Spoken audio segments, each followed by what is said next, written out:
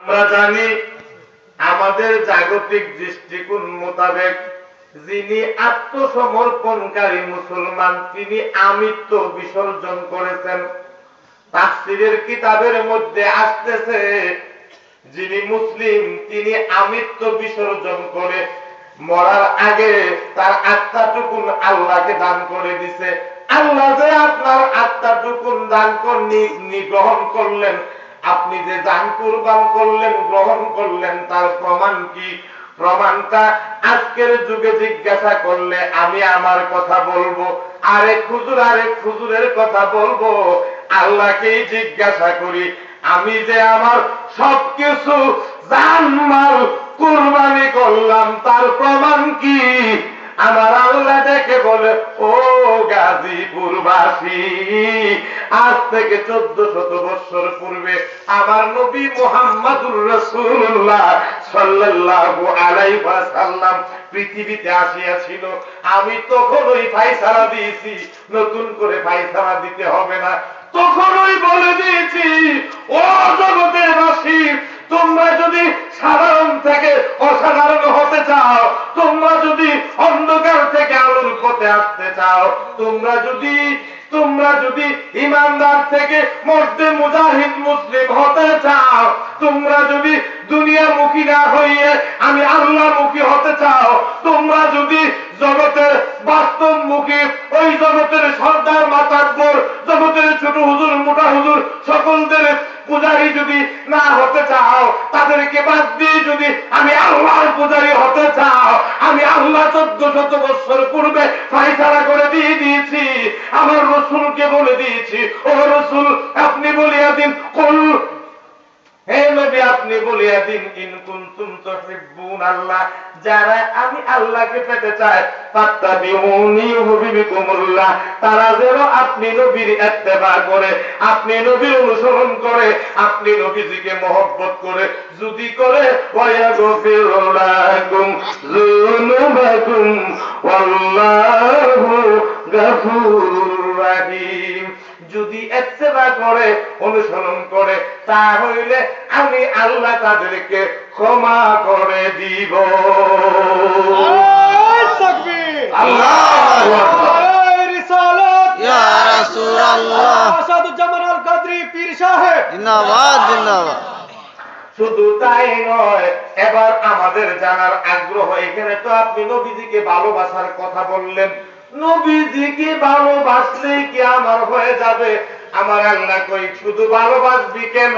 শুন, আমি আল্লাহ নিজেই তো ঘোষণা দিয়ে দিছি, আমার নবীজিকে ভালোবাসায় মাইয়ুতির রাসূলা ফাকাদ আতা আল্লাহ, আমার রাসূলকে ভালোবাসায় আমি আল্লাহকে ভালোবাসা। সুবহানাল্লাহ।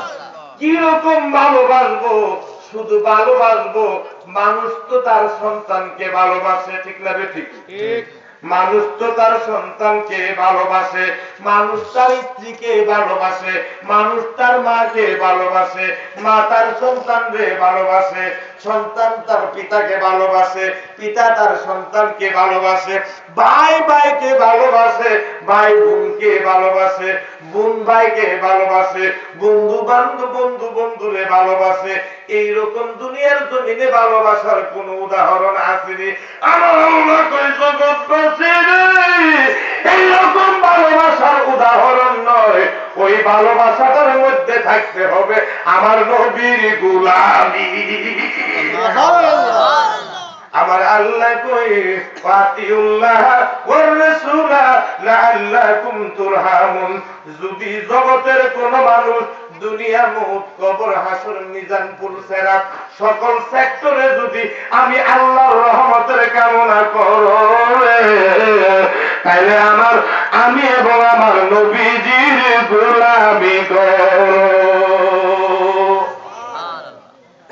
তাই আমি চোখ দিয়া যা দেখিলাম, কান দিয়া যা শুনিলাম, নবী ছাড়া নাই যে কোন দাম, আমার আসল পরিচয় আমি নবীজির গোলাম, আমার আসল পরিচয় আমি আমি চোখ দিয়া যা দেখিলাম, কান দিয়া যা শুনিলাম, মন দিয়া যা ভাবিলাম, নবী ছাড়া নাই যে কোনো দাম। আমার আসল পরিচয় আমি নবীজির গোলাম, আমার আসল পরিচয় আমি নবীজির গোলাম। বাজানো নবীজি পৃথিবীতে আসিয়াছেন আজ থেকে প্রায় 1400 বৎসর আগে, আর আমরা এসেছি 1400 বৎসর পরে। প্রায় ডিফারেন্সটা অনেক হয়ে গেছে না? বাজানো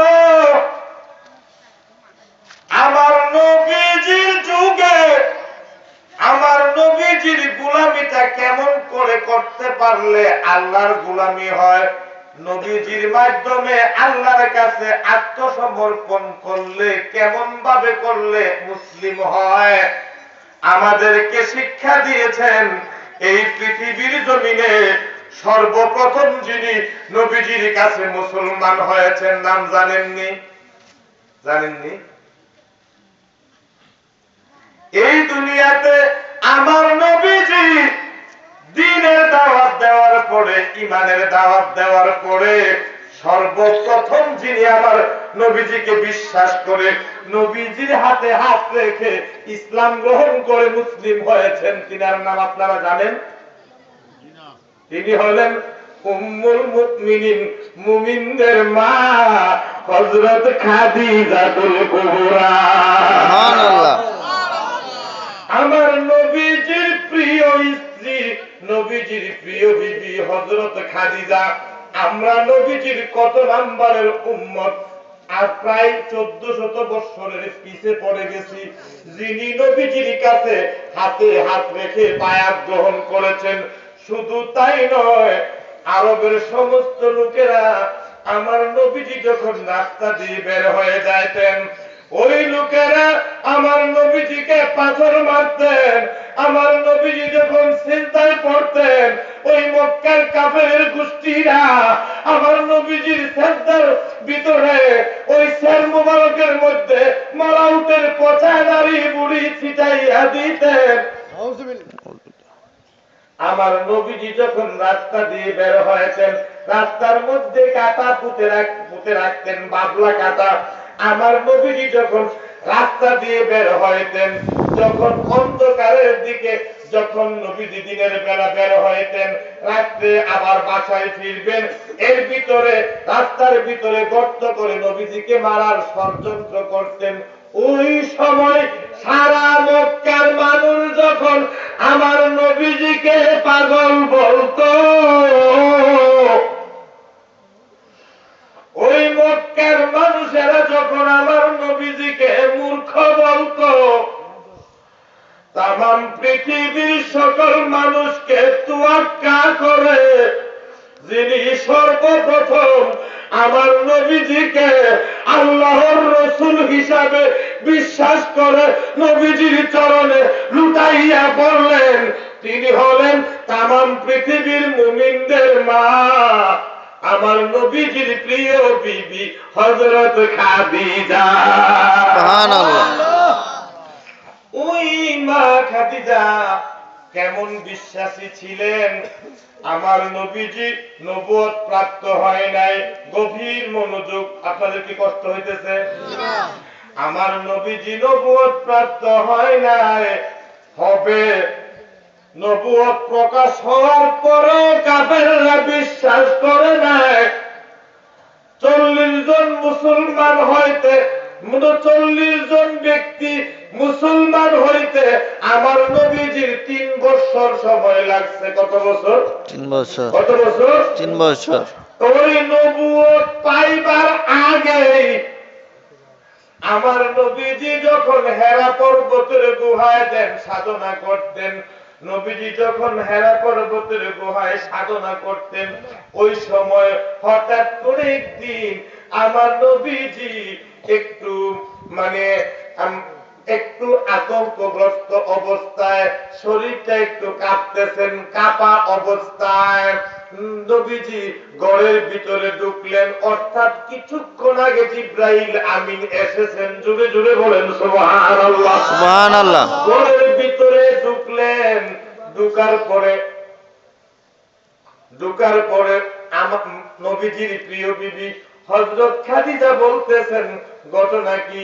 আপনি তো কোনোদিন এইরকম করেন নাই, আজকে হঠাৎ করে আপনাকে এরকম দেখা যাচ্ছে কেন? কয়, শোনো, আমার কাছে হঠাৎ করে একজন ব্যক্তি দেখতে পাইলাম, কিন্তু সেই ব্যক্তিটা দুনিয়ার কোন মানুষের সাথে যার কোনো মিল নাই, দেখতে মানুষের মতো। আমার কাছে আয়েশা গভীর মনোযোগ, আমার কাছে আয়েশা কি সুন্দর করে আমাকে বললেন যে আর আমি আল্লাহর দূত ফেরেশতা জিব্রাইল, কিন্তু আমার কাছে কেমন জানি মনে হচ্ছে। আসলে নবীজি এই বাপটা ধরছে কেন জানেননি? নবীজির প্রতি খাদিজার কতটুকু ভালোবাসা আছে প্রমাণ করার জন্য। আমার কাছে কেমন জানি মনে হচ্ছে, আমার একটু ভয়